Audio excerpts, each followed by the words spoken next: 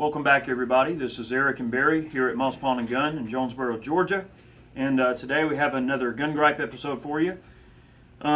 We've had some pretty good ones come down the pipeline, but this one is pretty good now. Today we're going to talk about range idiots. All right, now I'm not talking the kind of people that are like the mall ninja types that come in with the crazy gadgets and make racket in the lane next to you. I'm not talking about the random people that sometimes might do unsafe things or flag someone. Now, granted, that's not good. You don't want to get flagged with muzzle discipline. We're talking about something much worse than that. And we're actually going to describe an incident that happened up in Missouri to a young girl, and I'm sure that many of you by this point probably already know about it. But the young lady was shooting a 500 Smith & Wesson Magnum revolver, and through some means, the guns doubled up on her because she wasn't experienced, and she killed herself with it by mistake, all right, by accident. This is a big problem, and the reason we call this range idiots is because of the idiot that handed her that revolver, knowing it was probably too powerful for her to shoot. And this is mainly based around those types of people. Well, it might have been, it's ruled as an accident. If you look it up on the internet, it's ruled as an accident. They're not going to press any charges, apparently, at this point. But it was an engineered accident. Right. You don't give an inexperienced shooter a gun of this size and expect them to be able to handle it. And it happens all the time. Right. Now, apparently this girl was shooting the gun, and when it fired, it twisted around in her hand. And now these guns will double on you. If you don't know how to hold it, it'll boom, it'll double on you. And what happened, she fired it, and it twisted around in her hand, according to the internet, and it went off a second time and killed her. You don't take too many 500 Magnums to the brain and live. So, as far as I know, she's the only human to ever get shot with a 500 Smith & Wesson. That I can say, at least from everything that I've read, she's the only human being to ever been killed with a 500. And unfortunately, it was an accident. Now, people that, like Barry said, this is a manufactured mistake. Okay, this didn't have to happen. Never give someone a gun that is too powerful for them to handle, especially if you know it. And a lot of times, these situations, it comes down to, hey, I'm going to be macho in front of my girlfriend. I'm going to shoot this. I'm going to rent this 50 caliber Desert Eagle right here. Right. And I'm going to be a macho in front of my girlfriend and show her how cool I am. Guys, don't do that. All right. And especially don't say, here, you shoot it. Knowing that, for one, you're probably not able to shoot the damn thing because you've probably never shot one in your whole life. And then you're going to go in there and try to act all macho and hit the wall like I've seen some guys do. I'm not accusing anyone. But, however, don't put a powerful gun in someone's hands that ain't strong enough to handle it or is inexperienced. Now, I know several women that can fire this like champions. However, they are highly experienced gun shooters. This is something you work your way up to. You don't start with this and work your way down. Well, yeah. Now, this is a used 500, believe it or not. It's brand new looking.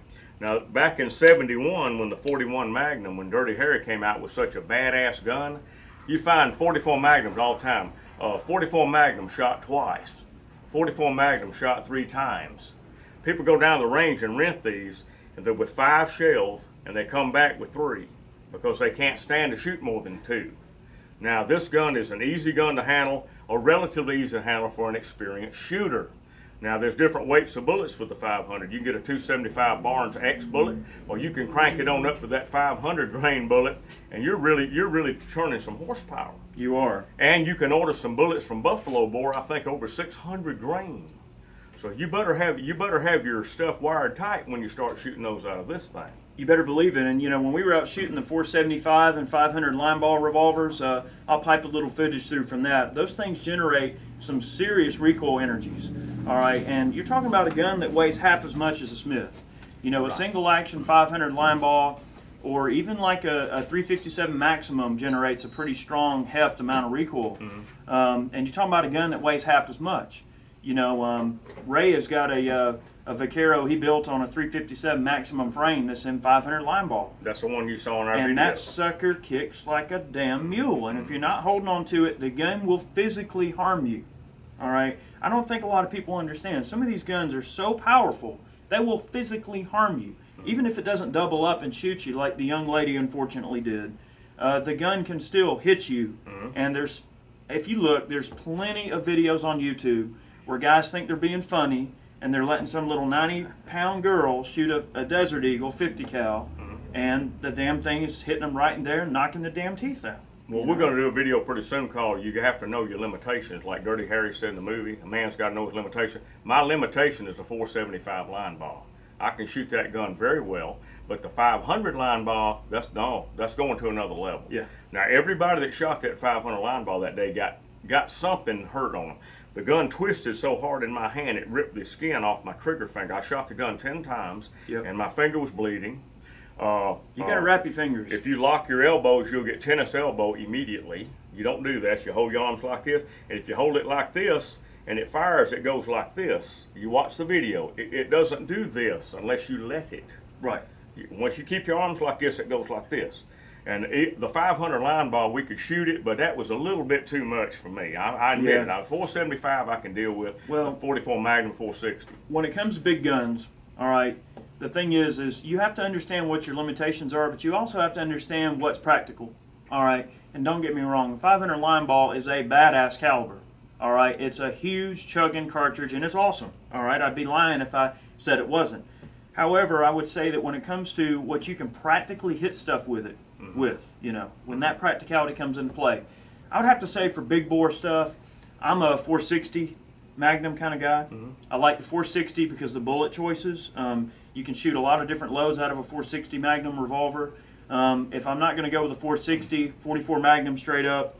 I like the 44 Magnum. And plus, Elmer Keith had the balls to blow up plenty of 44 Special revolvers developing the 44 And I'll tell you what, he busted a lot of Smith revolvers working up 44 Magnum until they finally said, we're going to have to beef this thing up before old Keith kills himself. Right. And anyway, guys, don't let some little skinny girl or guy or whoever, child, don't let somebody handle one of these big old revolvers or pistols without giving them proper training first. I mean, come on. Well, now, another point I want to make here, the reason they put the 500 line balls in single actions is because when you fire the gun,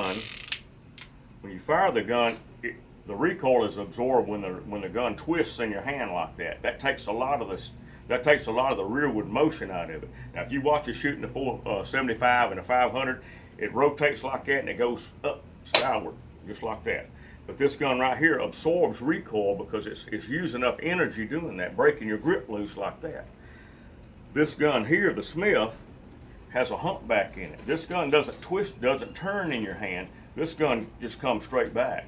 But you got a big, thick, that's probably a 1/4 inch of rubber pad right there. A little decelerator grip. Decelerator grip. Now, we haven't done a lot of shooting with the 500, but we plan to in the future. This is a used gun, and we might take it out in the future and do a little video on it. But this gun is a used gun. It's probably been fired twice. Well, I tell you, I mean, a lot of the used big bore revolvers that we get in stock, here, and I can say pretty much anywhere, are generally going to be fired very, very seldomly.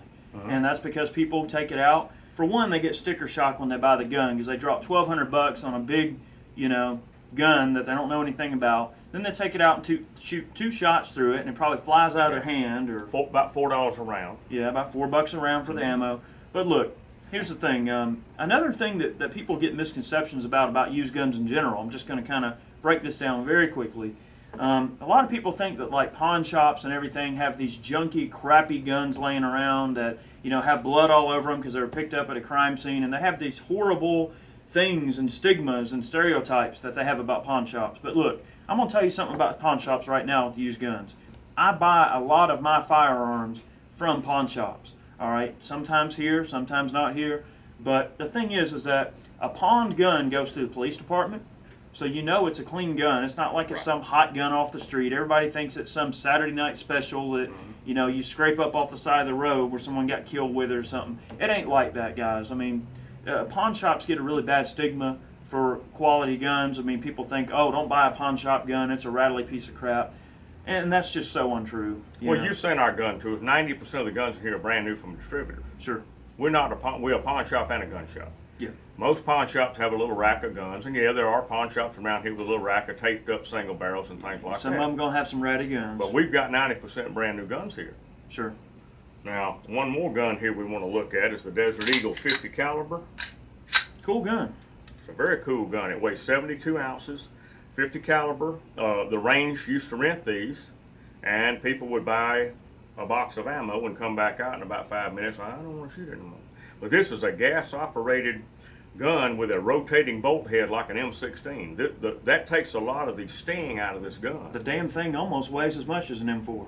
Yeah, it weighs 72 ounces, and the 8 3/8 500 weighs 72 ounces. I think this one weighs about 65 ounces. Sure. But the guy that we got this from was a big, burly, hillbilly-looking guy, and he said this gun stung his wrist every time he shot it. That's why he was going to get rid of it. Improper technique. Improper. You know, most all problems that result from, ow, this gun hurts, or I hate this recoil, or hey, the thing's jumping out of my hand, it all comes down to improper technique. There's not a gun out there that's going to be too powerful. Now, granted, you're not going to go out and just say, oh, I think I'll go shoot my 500 line ball all day. I mean, yeah, that's not a gun you're going to go shoot 9 cylinders out of or 12 cylinders out of in one day. However, you know, for instance, you get behind a 9.3 by 62 millimeter Sacco Sporter, all right, and you're touching off a 290 grain bullet out of that son of a bitch on about 80 grains of low speed powder. Now, yes, that bad boy is going to kick the dog piss out of you. There are some big rifles that require very specialized techniques to fire. A 4-bore hunting rifle, like a fine Holland and Holland double, and a 4-bore caliber. I mean, you're talking, you know, that son of a bitch uses like 190 grains of black powder. And, hey, what do 4-bore projectiles weigh, Ray? Quarter of a pound. 1,640 grain projectile. Quarter of a pound. On some well over 200 grains of black. I mean, you're talking a butt-stomping cartridge. Well, now they got rifles out here, and like called the 960, the 950 JDJ, built on the 20, yeah, all this kind of stuff. But some rifles are just too powerful. The T-Rex rifle. Yeah, 577 Nitro. It's too much. Or no, 577 T-Rex. 577 T-Rex is too much. You know, I was actually thinking about calling up A-Square, and I was actually going to have them make me a Hannibal rifle in 577 T-Rex. That cartridge, guys, is insane. Those things look like little mini artillery shells. I mean, and when you shoot that thing, if you don't know what the hell you're doing, that rifle will physically harm you when you shoot it. And I think it would be making for some really fun videos. Get all of us behind that 577 T-Rex. The guns are about $4,000 with about a 6-month wait list. Right. So I think y'all gonna have to wait on that one. But eventually, I do want a 577, just to say I have one to like check this out. Ow! Well, to put this in perspective, a writer named Ross Seafried developed the 475 line bar and the 500 line bar, and he is no stranger to recoil. And he said the 500 was too much. He says it's too much. It's too much for the average person to handle. Now, you take a 475 line ball, he says with a hard cast bullet will penetrate 60 inches of flesh. It will shoot from stem to stern of a dad blame water buffalo, and he's killed a lot of them with it. Yeah. But even he said the 500 was too much. So, well, it's definitely not a cartridge you're gonna get in a handgun battle with. right, you got to keep that in perspective. And like we're talking about the wilderness walkout guns, you can't fire this gun with a broken arm. You're trying to shoot this gun with one arm. You hadn't had anything to eat for 2 or 3 days, and expect to hit a target. This is hard enough to shoot under ideal conditions. It is. Now, one of the subscribers talking about the wilderness walkout gun said, well, you're not supposed to walk out of the wilderness. You're supposed to stay with the wreckage. I understand all that. The point of the video was if you did walk out. What if? Or what if you had to walk out? A lot of the 5 Guns videos are what if scenarios. We're not saying it could happen or it will happen. Right. It's just what if. But what if you're in a situation in the wilderness and there is no help coming? Got to do something. You got to do something. Right. So we're giving you the option. Anyway. You do what you want to do. But Absolutely. anyway, these guns are just, folks, be careful with these things, okay? Yeah, you know, the left media and the anti-gunners and all the people in the government that hate guns and hate us as gun owners, they're already trying to get us as much as it is already. All right, and that's what kills me. You know, we have to be proper shepherds for those around us that aren't experienced with guns, and we also have to be, you know, we have to be ambassadors to the sport. All right, when you introduce a new person to gun ownership or to firing guns, you are an ambassador to this sport. More importantly, you are an ambassador to the rights of Americans everywhere. And when you foul up and you do something stupid that makes us look like idiots, you then become a detriment to our rights. And you know, you have to be mindful that you are representing Second Amendment rights every time you do something in public with someone related to guns. And that's why we have to be very careful. Now, some of the videos we do, yeah, we have a little fun. Every now and then we might do something a little dangerous, but we warn you, we tell you, don't do this. This is not what normal gun owners do. But you have to be careful because you can get people hurt and you can give people the wrong impression about gun owners. Those guys are lucky that they're not in jail right now. Okay, charges aren't being pressed, but guys, that doesn't matter. Charges are relevant. The law withstanding doesn't matter to me when it comes to that. Okay, right is right and wrong is wrong. There's some stuff that shouldn't be illegal, and there's some stuff that doesn't get enforced that is illegal that should be enforced. And look, those guys are lucky they're not in the bottom of the damn pen right now. Yeah. You hand somebody inexperienced a gun like this, it's like handing a set of keys to a 16-year-old kid that don't know how to drive and tell them to get on the freeway. Yep. It's disaster. It's an engineered disaster. Now, talking about 50 calibers, in California, these politicians think this is the same as this because they're both 50 caliber. That's how much they know about guns. Of course. This is a 50 caliber, this is 50 caliber. Well, yeah, a 50 caliber muzzle loader is a 50 caliber to them. Right. Anything 50 bore, when they think 50 caliber, they think a Desert Eagle can shoot down a damn plane. Now, one last thing we want to talk about is this shotgun, pistol grip shotgun. People get hurt with these all the time. You can find hundreds of videos on the internet where somebody shoots this gun like this and it knocks their brains out. Yeah. We had a guy down here at the range do that. Loaded one up. He's been watching Hollywood. He's been watching all these crazy movies where this gun shoots 20 times and all this kind of stuff. And he tried to shoot it like this. They hauled him out of there on a gurney.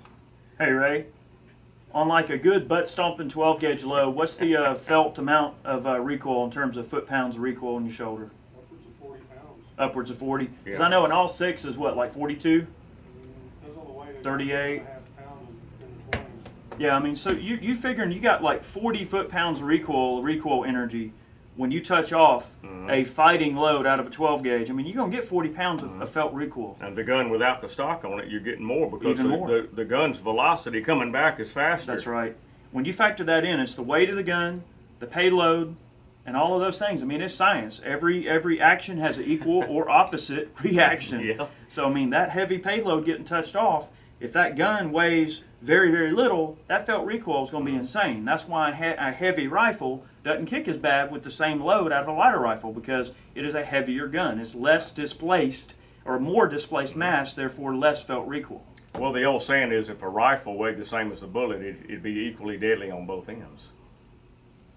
Indeed. Maybe it would. Indeed. But anyway, I hope we've given y'all something to think about. And hey, if you're on the range, you see something stupid fixing to happen, go get somebody, at the range staff or whatever. I don't care if you're 12 years old. If you see something stupid, call it out. You know, there's sometimes when being safe is a good idea. And look, when you're around guns and you're representing the Second Amendment, you cannot, take any chances with it. I don't care if you're 12 years old and you see some 40-year-old looking down the barrel doing something stupid. Just say, sir, excuse me, that doesn't look safe to me. I mean, maybe I'm just a kid, maybe I don't know, but that looks unsafe. I just thought I'd mention it.